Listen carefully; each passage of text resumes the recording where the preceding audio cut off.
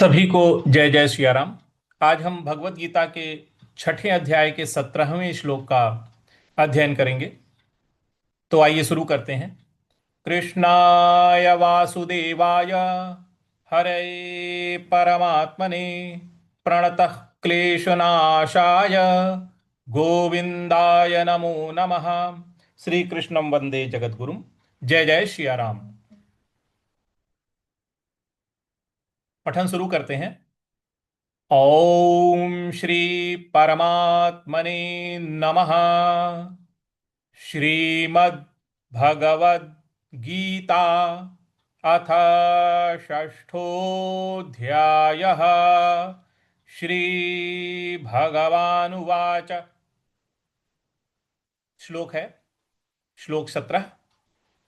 युक्ताहार विहारस्य। युक्ता, यहां युक्ता में जो क है उस पे हमको आघात देना है, बल लगाना है।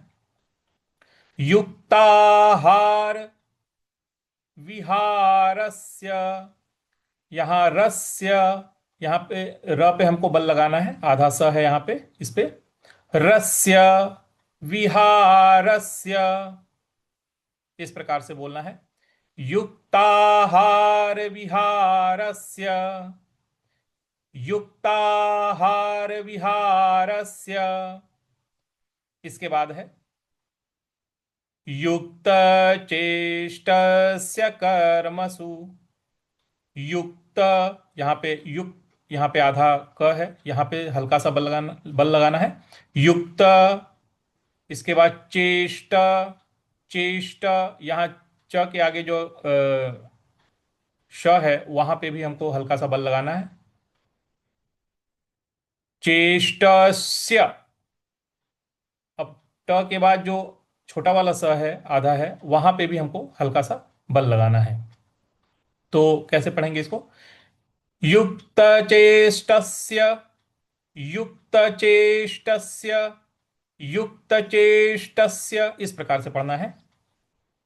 कर्मसु, कर्मसु, स पे छोटे ऊ की मात्रा है, कर्मसु, इस प्रकार से बोलेंगे। तो पूरी पंक्ति बन रही है हमारी। युक्ताहार विहारस्य, युक्त चेष्टस्य कर्मसु, युक्ताहार विहारस्य, युक्त चेष्टस्य कर्मसु। अगला पद है युक्त, युक्त, यहां आधा क है तो उस पे थोड़ा सा बल लगाएंगे। युक्त, उसके बाद आधा स है, तो ये कैसा हो जाएगा? त के बाद जो आधा स है उस पे भी हमको हल्का बल लगाना है। तो युक्तस, युक्तस ऐसे हो जाएगा ये। तो युक्तस, उसके बाद स्व, तो व पे हम जो व के आगे प है उस पे हमको हल्का सा बल लगाना है, आघात देना है। तो युक्त स्वप, युक्त स्वप ऐसे हो जाएगा ये। तो युक्त स्वप्नाव, युक्त स्वप्नावबोधस्य, यहां ध के आगे छोटा सा है तो यहां पे भी हम आघात देंगे। तो युक्त स्वप्नावबोधस्य, युक्त स्वप्नावबोधस्य, इस प्रकार से पढ़ेंगे इसको। आगे है योगो भवति दुःखः, योगो भवति, भवति, त पर छोटी की मात्रा है, भवति दुःखः। देखिए दु के आगे विसर्ग बनाया हुआ है और उसके आगे ख लिखा हुआ है, तो जो विसर्ग है उसका भी उच्चारण ख ही होगा। तो दुख हो जाएगा ये, दुख, दुख। तो इसको कैसे पढ़ेंगे? योगो भवति दुःखः, योगो भवति दुःखः। तो पूरा श्लोक कैसे होगा? युक्ताहार विहारस्य, युक्त चेष्टस्य कर्मसु, युक्त स्वप्नावबोधस्य, योगो भवति दुःखः। पूरा शुरू से पठन करते हैं। ओम श्री परमात्मने नमः। श्रीमद्भगवद्गीता अथ षष्ठोऽध्यायः। श्री भगवानुवाच। युक्ताहार विहारस्य युक्तचेष्टस्य कर्मसु युक्तस्वप्नावबोधस्य योगो भवति दुःखः। जो व्याकरण है इसको कॉपी में आप लोग नोट कर लीजिए, बाद में अभ्यास करने के काम आएगा। एक बार सभी लोग शुरू से पूरे श्लोक को पढ़ेंगे एक साथ, मेरे साथ बोलिए। ओम श्री परमात्मने नमः। श्रीमद् भगवद गीता अथ षष्ठोऽध्यायः। श्री भगवानुवाच युक्ताहार विहारस्य युक्तचेष्टस्य कर्मसु युक्तस्वप्नावबोधस्य योगो भवति दुःखः। इस प्रकार से अब अर्थ की तरफ आते हैं। शब्दार्थ है, श्री भगवान बोले, श्री भगवान उवाच। युक्त, युक्त का अर्थ होता है यथा योग्य, युक्त यथा योग्य। आहार का अर्थ है आहार, खाना पीना। विहार का अर्थ है घूमना या विहार करना। चेष्टस्य, चेष्टस्य का अर्थ हो गया चेष्टा करने वाले, चेष्टा करने वाले का। चेष्टस्य स्य जो होता है ये का से संबंधित है, तो संबंधित क्या है, इसका अर्थ है का। स्य अगर कहीं लगा हुआ है तो आप का लगाएंगे साथ में, तो चेष्टस्य का अर्थ हो जाएगा चेष्टा करने वाले का, चेष्टा करने वाले का, इस प्रकार से हो जाएगा। कर्मसु, कर्मसु का अर्थ है कर्मों में, कर्मसु कर्मों में। स्वप्नाव, स्वप्नाव का अर्थ होता है सोने वाले का। स्वप्नाव जो सदा सोता रहता है, सोने वाले का। बोधस्य, बोधस्य का अर्थ होता है जागने वाले का, जागने वाले का। योगः का अर्थ है योग।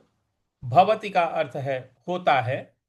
दुःखः, दुःखः का अर्थ हो गया दुखों का नाश करने वाला, दुखों का नाश करने वाला दुःखः। तो पूरा अर्थ क्या बन रहा है उस पर ध्यान देंगे।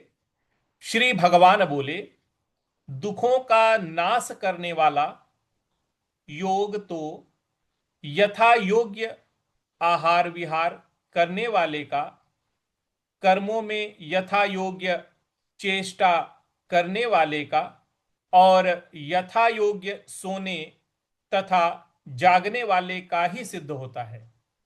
टोटल बैलेंस भगवान ने यहां पे हमें पूर्ण रूप से संतुलित होने के लिए बता दिया कि यथा योग्य आहार विहार, यथा योग्य कर्म, यथा योग्य चेष्टा, यथा योग्य सोना, यथा योग्य जागना, यानी पूर्ण ब्रह्मचर्य, पूर्ण ब्रह्मचर्य। आचार विचार, वाणी व्यवहार, खान पान और निद्रा, पूरा बैलेंस। तो इस श्लोक में भगवान योग और साधना के लिए संतुलित जीवन का महत्व बता रहे हैं। जब तक जीवन में संतुलन नहीं होगा, परमात्मा की ओर अगर आप रुख करते भी हैं तो माया खींच लेगी। तो जो व्यक्ति भोजन, व्यवहार, कर्म, सोने और जागने में संयम और संतुलन रखता है, उसका योग सफल होता है और वह अपने जीवन के दुखों से मुक्त हो जाता है। तो भगवान ने हमें सीधी शिक्षा दी यहां पे कि संतुलित दिनचर्या ही सुख और शांति का मार्ग है। जो व्यक्ति जीवन में संयम और मध्यम मार्ग यानी संतुलित मार्ग अपनाता है, उसकी साधना सफल होती है और धीरे धीरे वह दुखों से मुक्ति पाकर परम शांति, परम आनंद, परम आत्मा को प्राप्त कर लेता है। इस प्रकार भगवान ने पूर्ण रूपेण संतुलित रहने की हमें शिक्षा दी है।